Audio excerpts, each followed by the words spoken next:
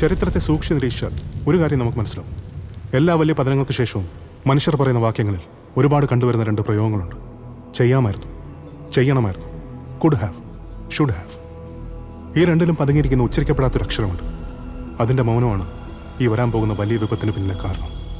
And that letter is വാഴും ഒരു നാടിനുടലാകെ നേരുന്നുണയാക്കും കെടുകാലം പുതിയേ വീഴും ചുടു കണ്ണീർ കടൽ നീന്താൻ അരുതാതെ എങ്ങും പുരുഷാരം തല താഴ്ത്തി കഴിയേ വാടുന്ന കണ്ണാൽ തേടുന്നതാരെ താങ്ങായി നയിക്കാൻ നീ മാത്രമേ.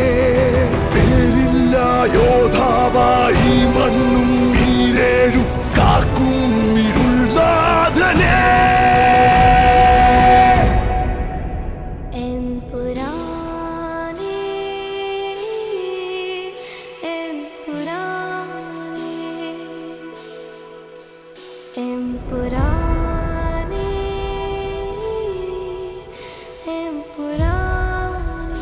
ബീൽസബബ്, അന്തിക്രിസ്തു, പിതാവിൻ്റെയും പുത്രൻ്റെയും ഇടയിൽ വിരിഞ്ഞ ഇരുട്ടിൻ്റെ പൂവ്,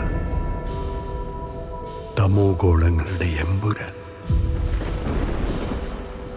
ലൂസിഫർ. എമ്പുരാനേ, എമ്പുരാനേ, എമ്പുരാനേ, എമ്പുരാനേ. കൈകൾ ഇതു കൂപ്പിത്തൊഴുതാലും കനിയാതെ എല്ലും വിളി കേൾക്കാ പല ദേവർ ഇവിടെ. യുദ്ധത്തിൻ സാരം നീ മണ്ണും നീരേഴും കാക്കുന്ന ശ്യാമാംശമേ. എമ്പുരാനേ, എമ്പുരാനേ, എമ്പുരാനേ, എമ്പുരാനേ,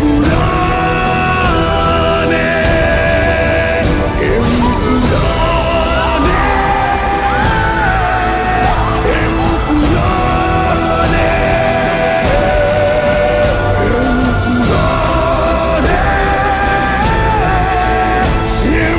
എമ്പുരാനേ,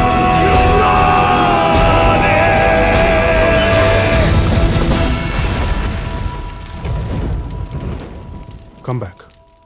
Save your land. Save God's own country.